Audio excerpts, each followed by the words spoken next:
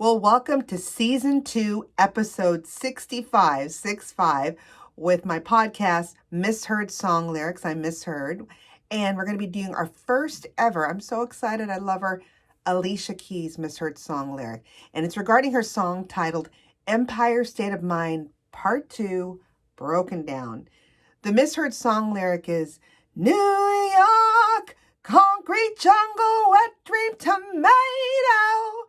And the correct lyric is New York, concrete jungle, where dreams are made of. Sounds pretty close. All right, so Empire State of Mind Part 2, Broken Down, is a song by American musician Alicia Keys from her fourth studio album called The Element of Freedom back in 2009, so 11 years ago. It's actually an answer song to the Billboard Hot 100 #1 single by Jay-Z titled Empire State of Mind. And if you remember it, and I remember it very clearly, is his is the rap throughout, and he has Alicia singing the hook inside the song. So this is her version of it. It's produced by Al Shucks and Keys, and the song gained international airplay and download sales, although it was only officially released in the United Kingdom. I didn't know that, as a second single from The Element of Freedom. Because of the success of the song from a high volume of album downloads, it led it to be announced on the second single from The Element of Freedom in the UK. The single was released back on February 22nd, 2010, so 10 years ago already.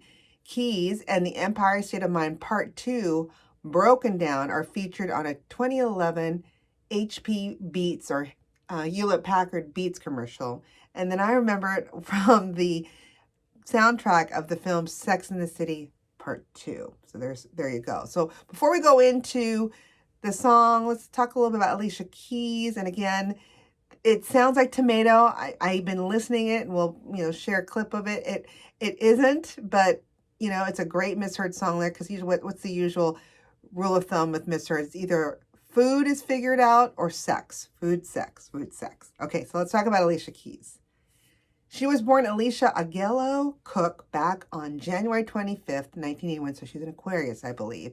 But she's known professionally as Alicia Keys, and is an American singer, songwriter, and stunner. Just gorgeous. In every interview I've seen of her, she seems like a very nice person in person, which is always wonderful to hear. She grew up in Hell's Kitchen neighborhood of New York City, so she's a tough gal. She was the only child of Teresa Aguelo, who was a paralegal and part-time actress. That's something new to me. And one of 3 children of Craig Cook, who was a flight attendant. So that was her biological father. Keys' father is African American, and her mother is of Italian, Irish, and Scottish descent. And her mother's paternal grandparents were immigrants from Ciassa in Sicily.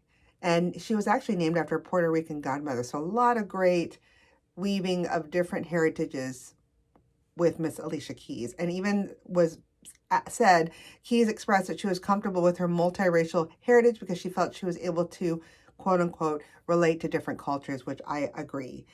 Unfortunately, in her youth, Keys' father left when she was 2 and was subsequently raised by her mother during her formative years in Hell's Kitchen, which her mom did a bang-up job, And from what we know of her, obviously she is a classically trained pianist. She actually started composing songs by age 12 and then was signed at age 15 by Columbia Records. And I'd heard so many podcasts about it. There's one with Oprah, of course, and others. And you would think, all right, she hit the jackpot with Columbia Records. But unfortunately, there was a lot of disputes. They, quote unquote, just didn't let her be her and let her do her thing. They were trying to put her in a box, and obviously that didn't work. So after disputes with the label, she actually signed on with Arista Records with the famous Clive Davis.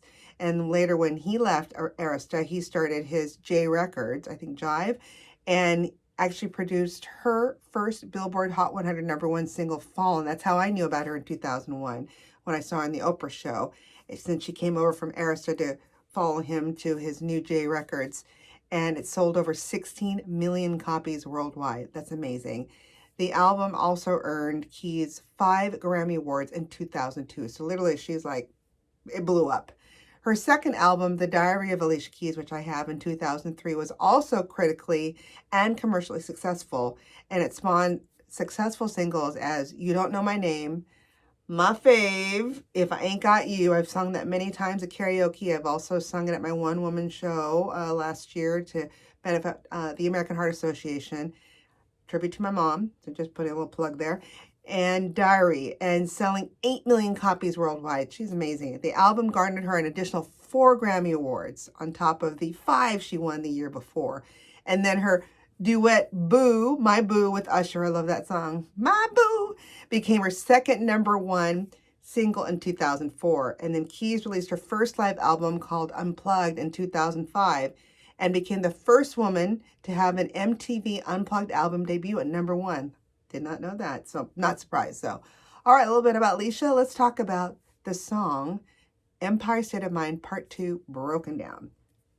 So the original Jay-Z version, if you remember that, I do, back in January 2010, Keys said that she was planning to release a second version of the song featuring only her vocals as a single the following month. And I'm glad she did, because I do love the Jay-Z version, and I love its hipness, its rawness, and then having her in it. But I love this too. It's just a very beautiful version of it.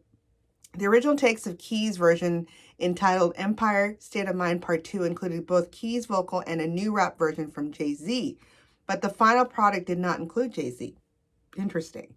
So discussing the record, Keys claimed that it acts as a dichotomy of strength and vulnerability. I totally agree, because I mean, there's some, it just works with both just the vulnerability of her voice. If you've heard the song, if not, look it up at Google or download it or what have you, commenting that the music is really strong and the drums are really aggressive, but my voice is vulnerable and delicate. Agreed, Miss Keys, agreed. And per Keys, quote unquote, I definitely want to give my version of it and my vision of how I see New York and how it feels to me. I wanted to do it for my style, more broken down, hence the broken down in the title. More on piano, more voice and intimacy. So that's what I did. I imagined it. If I was able to sing this whole song, how would I do it? So I just sat down at my piano and I kind of broke it down and started singing about New York as I see it. It turned out great. And yes, it did. So let's talk about the critical reception. Empire State of Mind Part 2 Broken Down was generally well received by contemporary music critics in their reviews for The Element of Freedom. And Alison Stewart, who wrote for the Washington Post, probably still does, noted that the track, which is a pop ballad, has replaced Empire State of Mind's sports team references or ruminations with even milder and less controversial string of generalities, highlighting Keys' version's lyrics. If I could make it here, I could make it anywhere.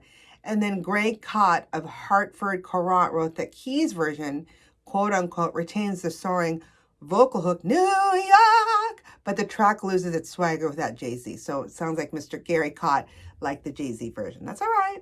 That's why it's called America. We have we can do what we want, and we can like what we want. So on the chart performance on Alicia Keys' version, this is where it gets juicy. So on December 20th, 2009, due to high downloads of Empire State of Mind Part 2 Broken Down, the song actually entered into the UK singles chart at number 52. So pretty good, halfway in the 100. And then on Valentine's Day, February 14, 2010, it had reached a new peak of number 4 on downloads alone. This is 2001. We're starting to get into the world of downloads. Her highest charting single since Falling, reaching number 3 in 2001. It became Keys' 8th top 10 hit in the UK and second from The Element of Freedom. It ended up spending 8 straight weeks within the top 10 in the country, the longest stay for any of her songs, including even the original version with Jay-Z, Empire State of Mind, in which she is featured in. So that's pretty interesting. So far, it has spent about 26 consecutive weeks within the top 40, as well as 52 weeks within the top 100, becoming Keys' most successful single ever. I thought Fallen was. So this is an aha for me. Then in December, excuse me, got a tickle. Then in December 2010, the song was announced as the 13th biggest selling single of the year in the UK, surpassing a number of chart toppers. I'm getting so excited, I'm getting clamped. Okay, let's start it over. All right. In December 2010, The song was announced as the 13th biggest selling single of the year in the UK, surpassing a number of chart toppers and shaping as the biggest selling non-top 2 single with 575,000 copies sold, 500,000. And then in May of 2011, the song would re-enter the top 100 by jumping from number 189 to number 3 in its 76 charting week. Let's say that again. In May 2011, the song would re-enter the top 100 by jumping from number 189 to number 93 in its 76 charting week. Wow.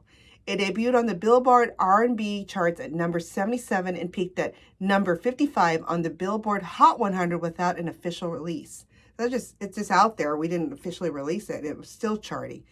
Then in May of 2012, Empire State of Mind Part 2 ranked as the 79th biggest selling single of the 21st century in the United Kingdom, as published by the official charts company. So there you go. Lots of stats on it. Amazing song. Glad she did her version of it.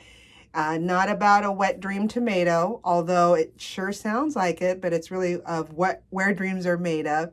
And she is still making beautiful music now. She's now a wife, a mother of 2 beautiful children. And I love her whole thing about, I'm not going to wear any makeup anymore. We're not going to play that. So I've noticed with her, and I think with many podcasts that I've listened about Alicia Keys, is when she realized I need to be my true self, all the doors open and success happened, love. And that's what we got to remember, even in this difficult year of COVID. So stay safe. Keep singing those songs wrong. Bye.